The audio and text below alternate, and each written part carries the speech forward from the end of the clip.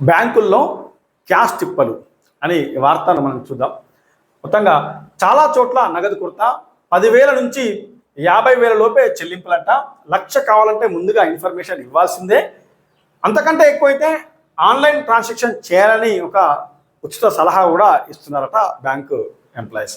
ఇక ఏటీఎంలకు no cash బోర్డులు, చేతిలో డబ్బులు లేక జనం తిప్పలు, ఇండెంట్ పెట్టిన నగదు రావట్లేదంటున్నటువంటి బ్యాంకర్లు ఏ పూటకు ఆ పూట డిపాజిట్లతో నెట్టుకొస్తున్న వైనం అని చెప్పేసి వార్తను హైలైట్ చేసింది వెలుగు. సో ఇవాళ గ్రామాలలో వ్యవసాయ పనులు చాలా ముమ్మరంగా సాగుతూ ఉన్నాయి. వ్యవసాయ పనులు ఉన్నటువంటి నేపథ్యంలో చాలామంది దగ్గర ఈ యొక్క ఫోన్పే, గూగుల్ పే వాడేందుకు రైతులు కొంతమంది దగ్గర ఉండకపోవచ్చు. వాళ్ళు క్యాష్ బిజినెస్ చేస్తామని చెప్పేసి బ్యాంకులకు పోతే దాదాపుగా డబ్బులు లేవు అనేది ఎక్కువగా ఆన్సర్ వస్తూ ఉన్నట్టుగా మనకు తెలుస్తూ ఉంది. ఒక ₹1,00,000 కావాలంటే ముందస్తుగా ఇన్ఫర్మేషన్ ఇస్తేనే ₹1,00,000 ఇస్తామని చెప్తున్నారు బ్యాంకర్లు.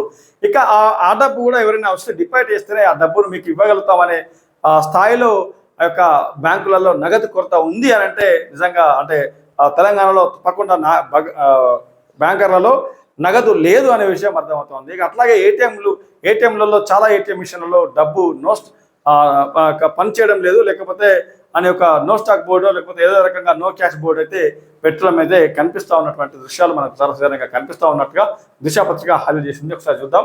ఇక రాష్ట్ర వ్యాప్తంగా వివిధ బ్యాంకుల్లో నగదు కొరత కారణంగా జనం తిప్పలు పడుతూ ఉన్నారు. బ్యాంకు అకౌంట్లలో ₹1,00,000 ఉన్నప్పటికీ పైసలు తీసుకోలేక పరేషాన్ అవుతూ ఉన్నారు. యూపీఐ ఆన్లైన్ చెల్లింపులు మరింత పెంచడానికి బ్యాంకులు క్యాష్ లిమిట్ పాటించాలంటూ ఆర్బీఐ నుంచి వచ్చిన ఆదేశాలే ఇందుకు కారణం. దీంతో బ్యాంకులు నగదు విత్డ్రా చేసే విషయంలో ఆంక్షలు అమలు చేస్తూ ఉన్నారు. కొన్ని బ్యాంకుల్లో రోజుకు 10,000 నుంచి 20,000 మాత్రమే విత్డ్రాకు అనుమతిస్తుండగా మరికొన్ని బ్యాంకుల్లో 50,000 వరకు ఇస్తున్నారు. 1,00,000 క్యాష్ కావాలంటే ముందు రోజు బ్యాంకుకు వెళ్ళి అధికారులను వేడుకోవాల్సిన పరిస్థితి నెలకొంది. ₹1,00,000 పైన అవసరమైతే అంత డబ్బు లేదంటూ చేతులు ఎత్తేస్తున్నారు. ఎవరికైతే పైసలు ఇవ్వాలో వారి అకౌంట్కు ఆన్లైన్ ట్రాన్సాక్షన్ చేయాలని సూచిస్తున్నారు. ఫలితంగా మార్కెట్లో క్యాష్ ఫ్లో తగ్గుతూ ఉంది. మరోవైపు చాలా చోట్ల నగదు లేక ఏటీఎంలు బోసిపోతూ ఉన్నాయి. ఇక డబ్బులు డ్రా చేయడానికి ప్రయత్నిస్తే నో క్యాష్ అని చూపకుండా ట్రాన్సాక్షన్ డిక్లైన్ అని చూపిస్తూ ఉన్నాయి. ఇలా రైతులు, చిరు వ్యాపారులు, పెన్షనర్ల విషయంలో కఠినంగా వ్యవహరిస్తున్న బ్యాంకర్లు, లీడర్లు, రియల్టర్లు, ఆఫీసర్లు, బడా వ్యాపారులకు మాత్రం ఎంతంటంత నగదు చెల్లిస్తున్నారనే ఆరోపణలు వినిపిస్తూ ఉన్నట్టుగా ఒక వార్తా కథనాన్ని వెలుగు పత్రిక హైలైట్ చేసింది. ఇక బ్యాంకుల చుట్టూ ప్రదక్షిణలు, బ్యాంకర్ల ఆంక్షల వల్ల రైతులు, చిరు వ్యాపారులు, పెన్షన్లతో పాటు వివిధ వర్గాలకు చెందిన సామాన్యులు ఇబ్బందులు ఎదుర్కొంటూ ఉన్నారు. ప్రస్తుతం వానాకాలం పంటల సాగు సీజన్ కావడంతో దుక్కులు, విత్తనాలు, ఎరువులు, ఇతర పెట్టుబడులకు రైతులు డబ్బుల అవసరం ఏర్పడింది.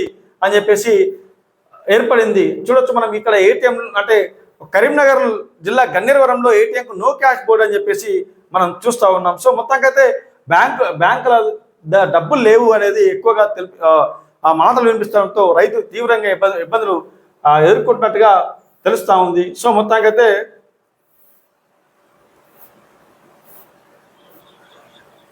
ఇదే విషయం అంటే మొత్తానికైతే అంటే వెలుగు పత్రికలో వచ్చినప్పటికీ గ్రామాలలో యొక్క తిప్పలు ఏ రకంగా ఉందనడానికి ఈ కుమ్రం భీం ఆసిఫాబాద్ జిల్లా తిరియన్ మండలంలోని తెలంగాణ గ్రామీణ బ్యాంకులో డబ్బుల కోసం క్యూలైన్లో ఉన్న ప్రజలు అని చెప్పేసి మనం చూస్తూ ఉన్నాం.